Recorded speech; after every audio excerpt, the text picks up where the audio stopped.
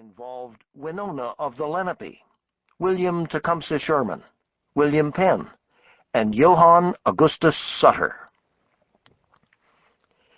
The controlling element, the theme that guided the basic structure, was plate tectonics.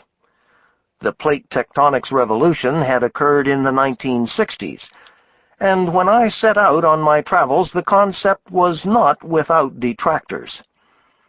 I wanted to see who was opposed, and why, and in what ways the new theory was being tested and applied. There would be plenty of other matters discussed, but plate theory was paramount.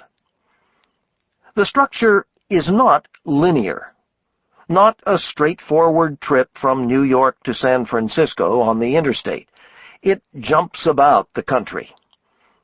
For example, it begins in New Jersey and leaps to Nevada, because the tectonics in New Jersey 200 million years ago are being recapitulated by the tectonics in Nevada today.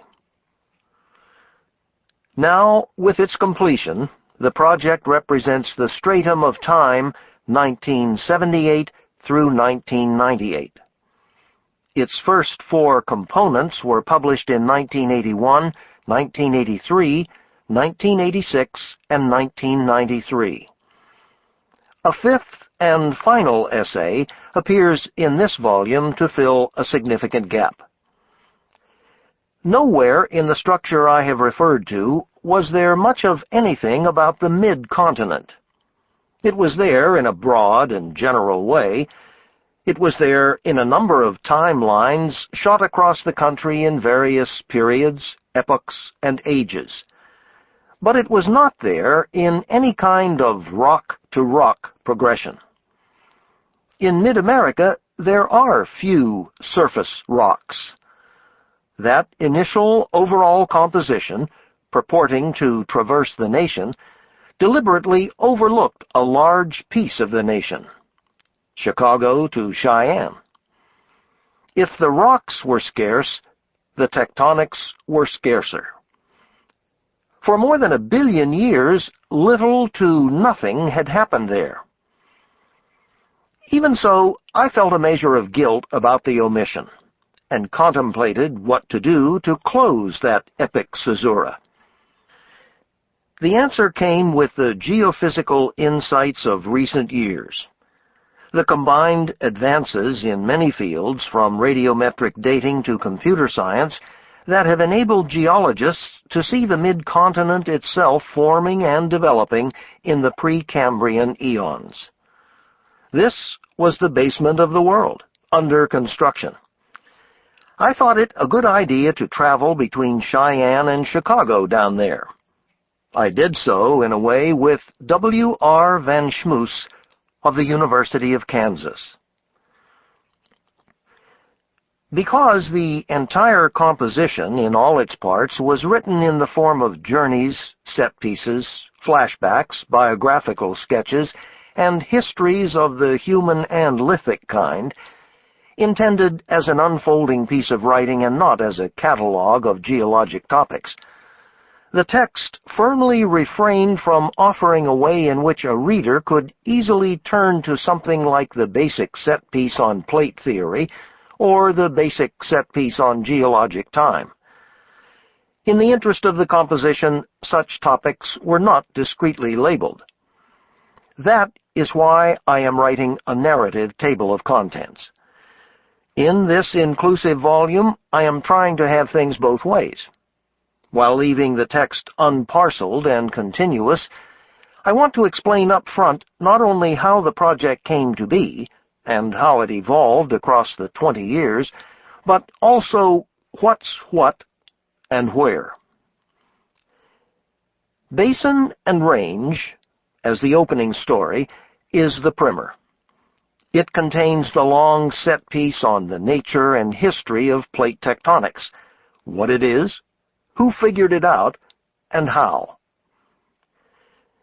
Basin and Range also includes the long set piece on time. The time scale we more or less take for granted did not exist in the early 19th century. In 50 years or so, it was gradually assembled by amateurs, often medical doctors, who pieced this to that, saw which came earlier, and gave names to distinctive zones of time. As you try to follow the changing face of the Earth, the role of time is of course all important. And time in its quantity is very hard to sense. In college, I majored in English. In college and in high school, I took various introductory courses in physics, chemistry, biology, and geology, but only out of idle interest or to discharge distributional requirements. Like all writing, writing about geology is masochistic, mind-fracturing, self-enslaved labor. A description that intensifies when the medium is rock. What then could explain such behavior? Why would someone out of one culture try to make prose out of the other? Why would someone who majored in English choose to write about rocks? Why would a person who works for something called a humanities council and teaches a university course called Humanistic Studies 440 undertake to write about geology? I believe those questions are answered in one paragraph from Basin and Range. With brief exceptions, I have lived all my life in Princeton, New Jersey, where I was educated in the public schools and at the university. When I was 17, I went off to Deerfield Academy in Massachusetts, where a geologist named Frank Conklin presented his subject in a first-rate full-year course. Even then, I was an English major designate, but in the decades of writing that followed, highly varied nonfiction writing, often involving natural scenes, the geology lay there to be tapped. Sooner or later, in many of my projects, geology would be touched upon in one way or another, and I would ask the geologists of the Princeton faculty to help me get it right. There were some geological passages in books like The Pine Barrens and Encounters with the Arch-Druid, for example, and there were more in Coming into the Country, arising from a question I had long meant to ask. Obviously, the placer gold in the drainages of the Yukon was there because weather had broken up mountains and bestrewn the gold in the gravels of streams. That I thought I understood. But I wondered what had put the gold in the mountains in the first place. I called the geology department and talked with a professor who said he could not begin to answer the question. He had a preoccupying interest in Jurassic leaves. "Call Ken DeFaze," he said. "DeFaze knows, or thinks he knows." For me, DeFaze put the gold in the mountains. A year or so later, in a random conversation with this same eclectic petrologue, I asked if he thought we might find a Talk of the Town piece for the New Yorker in a road cut near the city. We could look at the blast-exposed face of the rock, read its history, and tell it in the first-person plural. While we were still planning this short trip, I asked him if there would not be an even better story in a journey north from road cut to road cut. For example, up the Northway's stunning route through the Adirondacks. "Not on this continent," said DeFaze. "If you want to do that sort of thing on this continent, go west. Go across the structure." In one moment, bounding and rash, my thoughts raced to San Francisco, with road cuts lining the route like billboards, each with its own message. "Why not go all the way?" I said to him.